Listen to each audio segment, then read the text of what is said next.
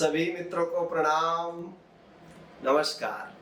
आइए आज की शुरुआत करेंगे गुरुदेव की एक बहुत ही प्यारी गजल से, जो दीवाने मुर्शिद गजल संग्रह से ली गई है।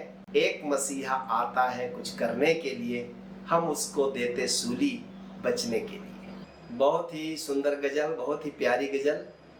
और आइए अब इसके मर्म को समझने का प्रयास करते हैं। गुरुदेव क्या इशारा करना चाहते हैं इस गजल के माध्यम से।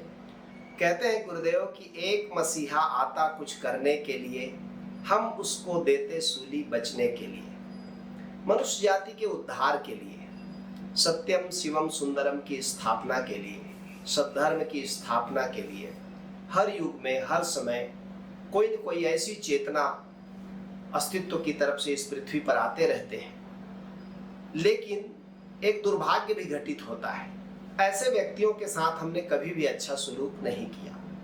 समय रहते हम उनकी पहचान नहीं कर पाते और उनके विरोध में नाना प्रकार से उनको सताते हैं, उनको पीड़ित करते हैं, उनकी करुणा को समझ नहीं पाते, उनकी मानवता के प्रति जो उनका दान है उसका आकलन नहीं कर पाते और हम उनको सताते हैं। ऐसे उदाहरणों से पूरा मनुष्य जाति का इतिहास भरा हुआ है।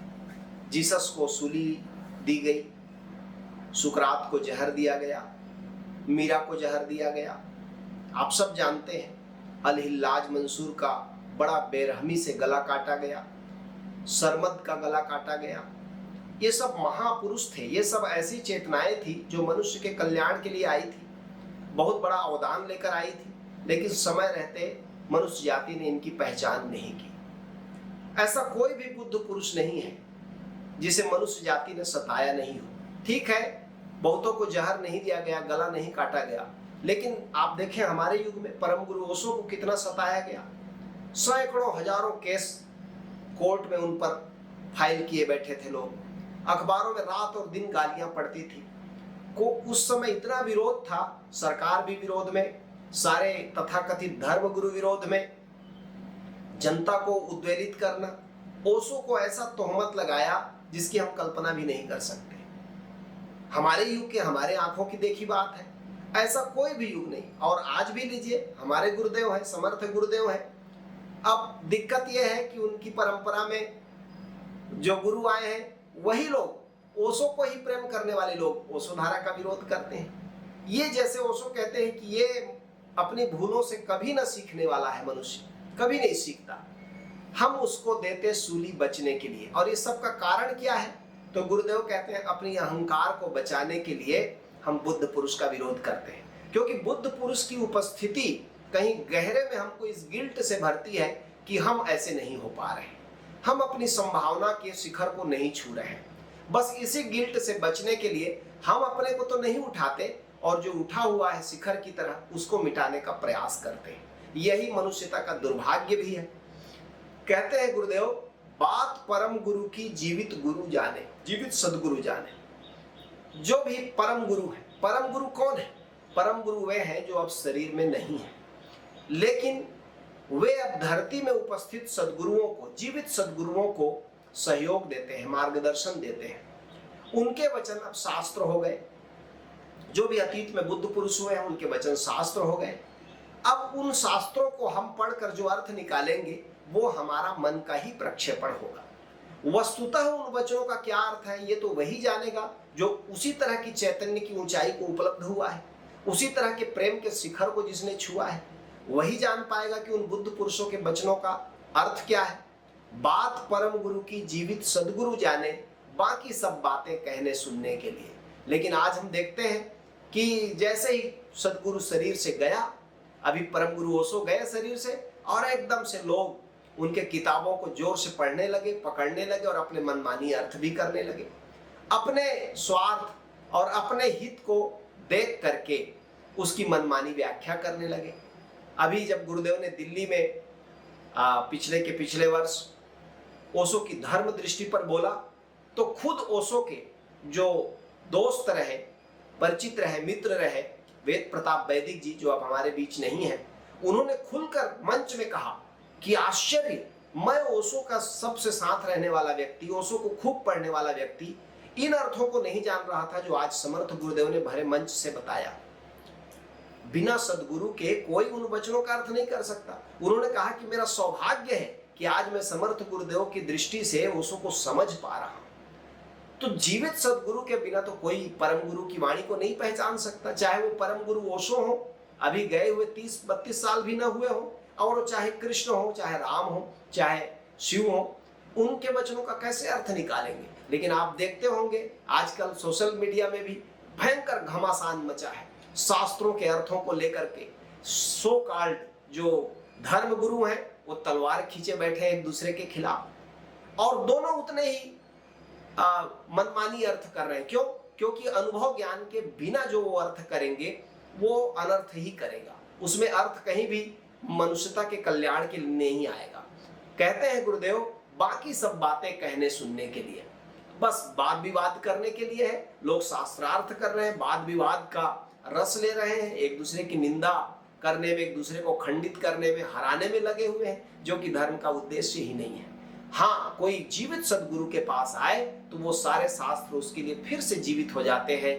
ठीक उसी तरह जैसे कभी वो बुद्ध पुरुष जीवित था और बोल रहा था, उसी तरह फिर से वो जीवित हो जाते हैं। इसीलिए परम गुरु ओशो ने कहा भी है, अपने अनेक प्रवचनों में कहा कि गुरु कौन है? वस्तुतः गुरु कौन है? जो अंधकार को अलग करे, जो अज्ञानता को अलग करे। गुरु शिक्षक नहीं है, गुरु अध्यापक नहीं है, गुरु व्याख्याता नहीं है, गुरु आचार्य नहीं है। ओशो तो कहते हैं गुरु जैसा शब्द मनुष्यता के डिक्शनरी में दूसरा कोई नहीं, उसका पर्यायवाची नहीं है, ये अनूठा शब्द है। ये गुरु को कौन खोज सकता है? गुरु को केवल वे खोज सकते हैं जो अपने भीतर के प्रकाश की खोज में है, वही खोज सकते हैं। इसीलिए शिष्य बनना कठिन है, विद्वान बनना आसान है। अब ओशो को पढ़ के बहुत से लोग विद्वान हो गए हैं। कोई उनको दार्शनिक कह रहा है, कोई विचारक कह रहा है, कोई कह रहा है हमारे सदी के सबसे ज्यादा किताब पढ़ने वाले व्यक्ति हैं। लेकिन उनका दान क्या है, ये किसी जीवित सदगुरु के चरणों में बैठकर ही समझा जा सकता है। कहते हैं वह दान क्या है? गुरुदेव अगली पंक्ति में अर्थ करते हैं, उसका बताते, संकेत करते हैं। संत बताते एक शब्द ओंकार सुनो। हर गुरु अपने शिष्यों को एक ही दिशा में प्रेरित करता है कि अनुभव ज्ञान की दिशा में चलो। वो जो गूंज रहा है पूरे अस्तित्व में और जो तुम्हारी आत्मा का संगीत है उसको सुनो, क्योंकि सारे ज्ञान का स्रोत वो है, सारी प्रतिभा का स्रोत वो है। संत बताते एक शब्द ओंकार सुनो। लेकिन हम लोग क्या करते हैं? ऐसे बुद्ध पुरुषों के ग्रंथों से, वचनों से हम उनको पढ़ते हैं जो वाद विवाद के लिए हमारे काम आए। हम पढ़ते हैं शब्द कथा कहने के लिए, कोई कथा कह रहा है, कोई वाद विवाद कर रहा है। लेकिन अब देखिए परम गुरु ओशो की कितनी किताबें हैं, 650 से ज्यादा किताबें हैं, और हर जगह करीब करीब हर दूसरे पेज में ओशो ओंकार की महिमा गाते हैं, नाद की महिमा गाते हैं। उसको बस लोग नहीं पढ़ते। ओशो ने कौन से चुटकुले कहे, ओशो ने कौन सी कहानियां कही, तर्क को काटने के लिए क्या अकाट्य नया तर्क प्रस्तुत किया ओशो ने, उसको लोग पढ़ रहे हैं। ये जो बिना जीवित सदगुरु के संकेत के उसके शरण जाए, बिना जो पुराने वचनों को पढ़ेंगे, किसी संत सदगुरु के ग्रंथों को, किताबों को पढ़ेंगे जो अब शरीर में नहीं है, तो वो केवल दो ही काम आएगा, या तो विवाद के या लोगों को ठगने के, कथा कहकर। कहते हैं गुरु नानक देव जी खुद कहते हैं एक ओंकार सतनाम। वही परम गुरु ओशो ने अपने हर प्रवचन में कहा कि उसको सुनो, मन इतना शांत हो जाए कि तुम्हें वो सुनाई पड़ने लगे। लेकिन उसको छोड़ करके लोग सब पढ़ रहे हैं। कहते हैं गुरु नानक देव जी कहते हैं क्यों उसको सुनो? नानक नाम जहाज है, चढ़े सो उतरे पार। यदि तुम उसको सुन लिए तो वो जहाज है, तुम पार हो जाओगे। ये जो विचारों का भव सागर है जिसका तरना बड़ा दुस्तर है, आदि शंकराचार्य कहते हैं कि ये पुनरपि जननम पुनरपि मरणम पुनरपि जननी जठरे शयनम इह संसारे बहुत दुस्तारे।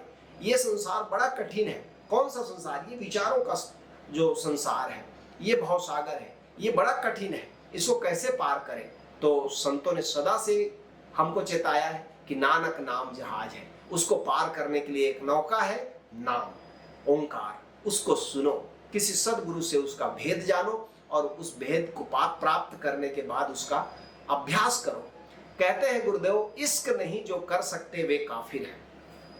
बहुत ही प्यारा वचन है। काफिर कौन है? नास्तिक कौन है? अधार्मिक कौन है? लोग ज्यादातर परिभाषा करते हैं वो काफिर है जो मेरे धर्म को नहीं मानता। मुसलमान मानता है कि हिंदू सब काफिर है, हिंदू मानते हैं कि सब ये मलेच्छ हैं, काफिर है। लेकिन असली काफिर कौन है?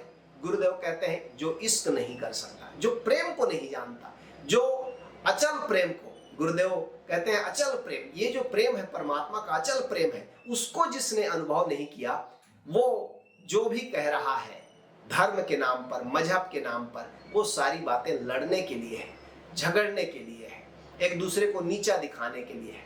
कहते हैं मजहब की सारी बातें लड़ने के लिए, जो हिंदू में, मुसलमान में, सिख में, जैन में, बौद्ध में, पारसी में अपने को बांट कर देखता है, ये छोटे छोटे कुनबे में अपने को कैद करके देखता है, वो प्रेम की महिमा नहीं जानता, इश्क को नहीं जानता, और वही काफिर है। जो प्रेम को नहीं जानता वही काफिर है। हिंदू मुसलमान हो जाने से कोई धार्मिक नहीं हो जाता, जो प्रेम करना जानता है वो धार्मिक है, वो आस्तिक है। कहते हैं गुरुदेव एक इस बात के लिए अमीर खुसरो ने एक बहुत अद्भुत बात कही है, काफिरे इस्कम मुसलमानी मरा दस्कार नेस्त हर रगे मन तार गस्त हाजते जुन्नार नेस्त। कहते हैं अमीर खुसरो कि मैं इश्क का काफिर हूँ। अरे मैं इश्क का काफिर हूँ, इश्क करके ही मुझे काफिर हो गया हूँ, काफिर होना मुझे पसंद है, मुझे मुसलमान होने की जरूरत नहीं है। कहते हैं अमीर खुसरो की जैसे काफिर को उस जमाने में हिंदुओं को काफिर कहते थे कि जैसे हिंदू लोग यज्ञोपवीत पहनते हैं, लेकिन कोई हिंदू है तो उसे यज्ञोपवीत धारण करने की भी जरूरत नहीं, दिखाने की भी जरूरत नहीं है, यदि वो भीतर से आस्तिक है तो है।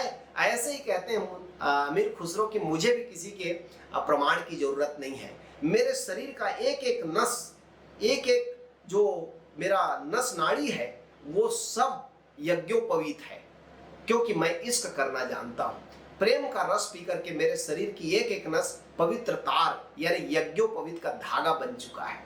तो ये जो इश्क नहीं जानता वही काफिर है। कहते हैं गुरुदेव नहीं धर्म ग्रंथों से बात बनेगी, अब धर्म ग्रंथों को पढ़ने से मामला अब हल नहीं होगा, धर्म ग्रंथों को पढ़ने से जीवन का परम सत्य नहीं मिलता, अपने जीवन की किताब को खोलकर पढ़ना है। कहते हैं खोलो जीवन की किताब पढ़ने के लिए, मनन करो, इंटेलिजेंसी का परिचय दो, प्रतिभा का परिचय दो, स्वयं के जीवन की किताब को पढ़ो। क्यों? और इसको पढ़ने के लिए बस एक ही सहारा चाहिए, किसी ऐसे सदगुरु के प्रकाश के दायरे में आ जाओ जहां जीवन की किताब को पढ़ना सिखाया जाता है, कैसे धीरे धीरे अपने जीवन की गहराइयों में उतरा जाता है। हम अपने ही जीवन की घटनाओं से सीख सकते हैं। आनंद प्रज्ञा में जब आप ओशोधारा के आते हैं तो आप देखे होंगे वहां अपने जीवन की एक एक घटना को कैसे पढ़ना, कैसे उसकी व्याख्या करना, ये सिखाते हैं। और जब आप एक बार सीख जाते हैं तो आप आने वाले भविष्य में भी जो घटनाएं घटेंगी उसकी कैसा एनालाइज करेंगे, कैसी उसकी व्याख्या करेंगे, कैसे आपके पास एक सम्यक दृष्टि उपलब्ध हो जाती है, इसको गुरुदेव सिखाते हैं।